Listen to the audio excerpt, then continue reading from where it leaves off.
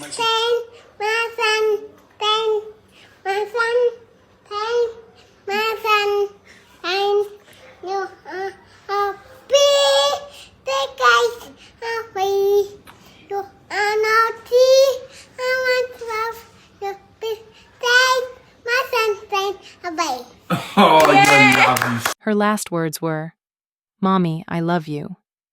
She was 3 years old, and the man her mother trusted to keep her safe was the reason she never got to say them again. This is the story of Paisley Brown, a little girl who woke up one morning in a home that should have been safe and never made it to the end of that day. In every home, behind every closed door, there's a story waiting to be uncovered.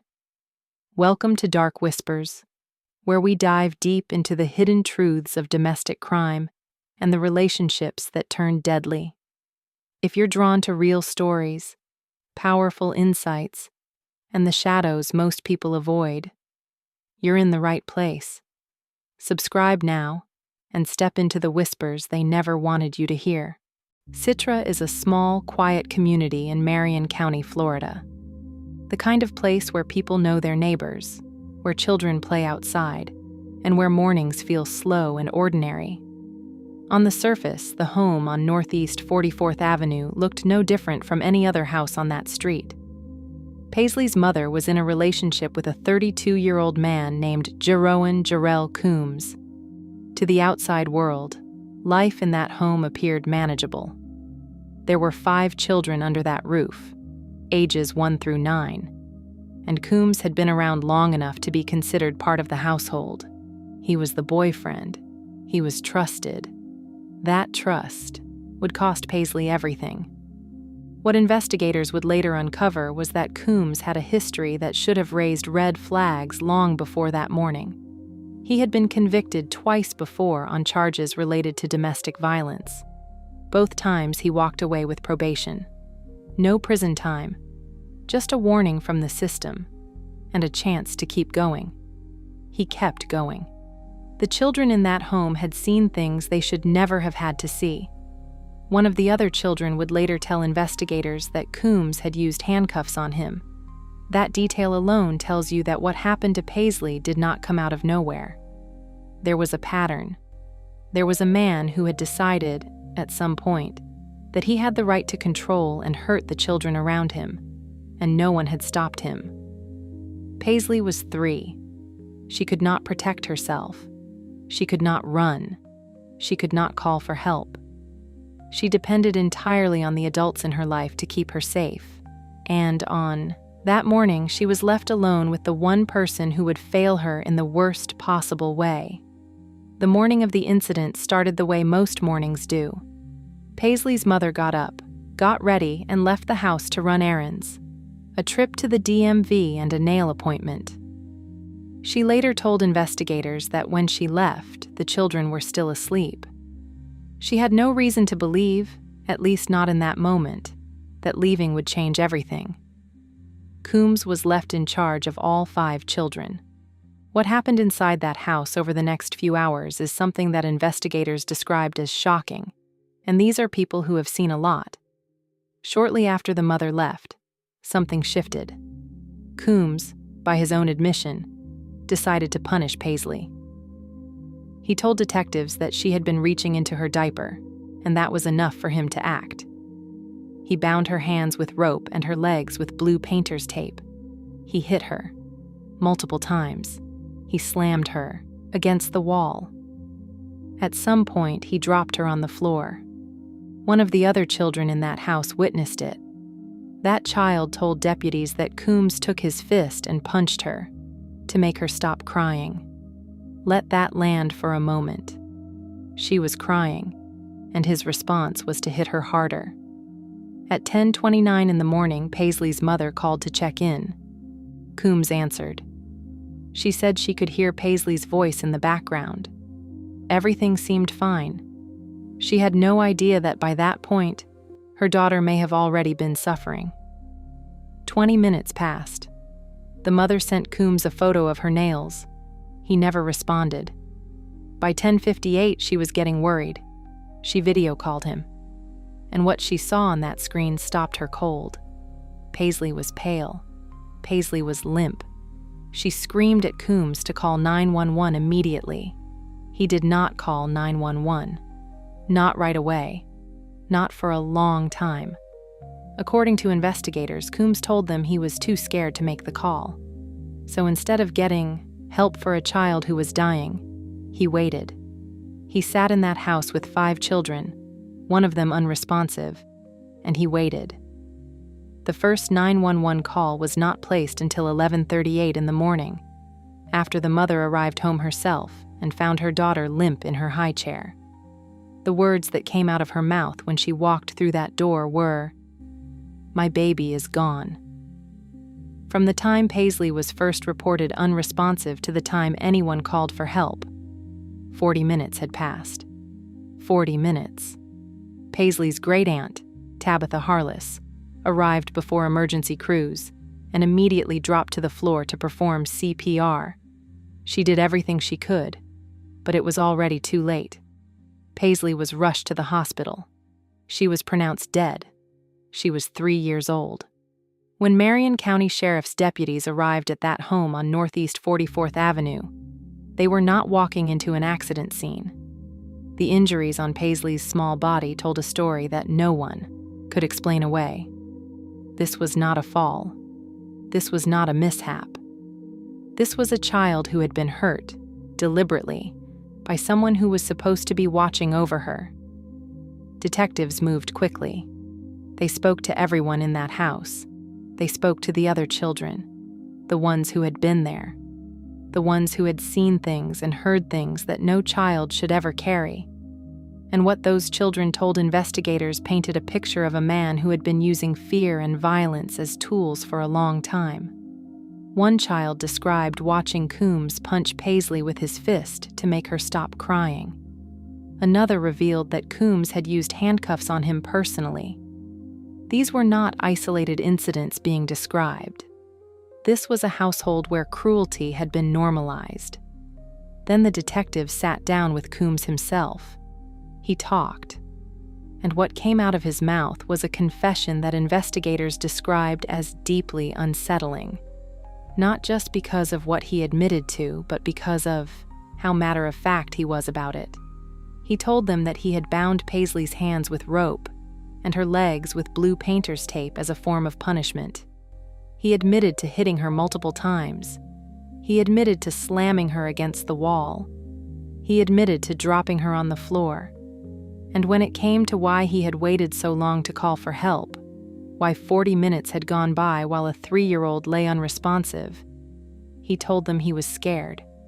He was scared. Paisley's great-aunt, Tabitha Harless, who had been one of the first people to arrive at that house and had knelt on the floor performing CPR on a child she loved, later told investigators that Coombs had admitted to her directly that he hurt Paisley. He said it to her face, in that house, while emergency crews were still on their way. The Marion County medical examiner was brought in to complete an official report, which would determine the exact cause and manner of death and inform what additional charges Coombs would face beyond the initial aggravated child abuse charge he was arrested on. Investigators also turned their attention to the question that was hanging over everything. What did the mother know? Had there been prior abuse in that home? Had anyone seen signs and said nothing? Detectives began examining whether Paisley or any of the other children had been hurt before that morning. The 4 surviving children were removed from the home and placed in the care of the Department of Children and Families. The mother herself was placed under investigation. Detectives were looking into whether she had contributed to the abuse, or whether she had known about it and failed to report it. That investigation was ongoing. What was already clear, even in those early hours, was that the system had had chances to intervene before any of this happened. Coombs had 2 prior domestic violence convictions on his record. 2 times, a court had looked at what he was capable of and decided that probation was enough. 2 times, he had been sent back into the world without any real consequence. And now, a 3-year-old girl was gone. Lieutenant Paul Bloom of the Marion County Sheriff's Office spoke to reporters and did not mince his words. He said that what had been done to Paisley was punishment. That was the word he used. Not abuse, not an incident. Punishment. Because that is exactly what Coombs had called it. A punishment for a 3-year-old who reached into her diaper. Bloom also said something that stayed with a lot of people who heard it. He said it was shocking to them, just as much as it was to the public. And when a veteran law enforcement officer tells you that a case shocked him, you understand just how far over the line this went. Some of the last words a 3-year-old girl spoke were, "Mommy, I love you." Paisley Brown died Thursday afternoon, and today the Marion County Sheriff's Office has now arrested and charged this man, Jerome Coombs, in the girl's death. West 2 News investigative reporter with the disturbing details, Greg Fox, has the final minutes of the toddler's life. And what we learned is that this child was punished. That's how Lieutenant Paul Bloom of the Marion County Sheriff's Office described the cruel and deadly abuse of 3-year-old Paisley Brown inside this home in Citra. It's shocking to us just as much as it is to the public. 32-year-old Jerome Coombs is charged with aggravated child abuse, but is expected to face other charges. He was babysitting 5 children, ages 1 through 9, while Paisley's mother was running errands. She heard Paisley on the phone, but according to the arrest affidavit, Coombs called the girl's mother back minutes later. He said Paisley appeared to stop breathing. When the girl's mother got home, she saw Paisley limp in her high chair and screamed, "My baby is gone." Another witness tried CPR while Coombs called 911.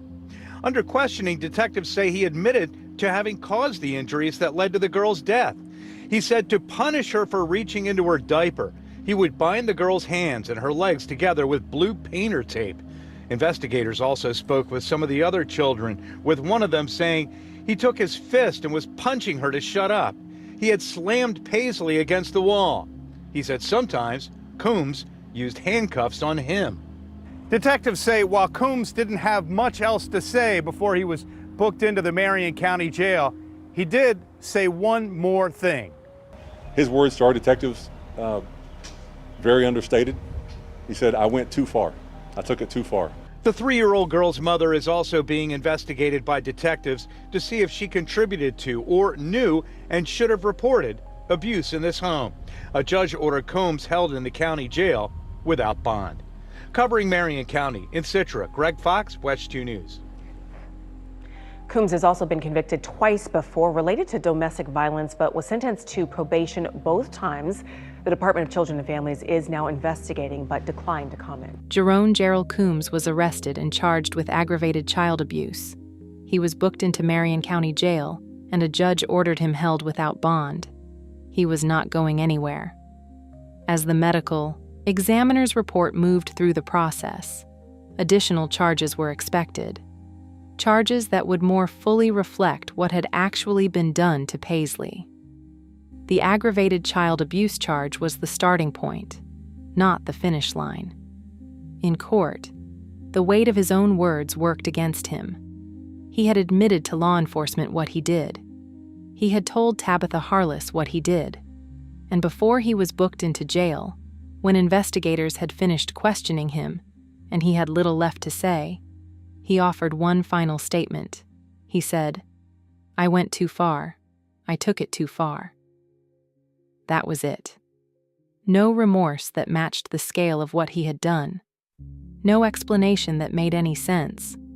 Just a man who had beaten a 3-year-old girl to death and described it as going too far, the way someone might describe oversalting a meal or staying out past curfew. Those words, "I took it too far," became a focal point as the case moved forward, because they confirmed everything. They confirmed that he knew what he was doing. They confirmed that he understood there was a line. He just chose to cross it anyway, and then he chose to wait 40 minutes before letting anyone try to save her.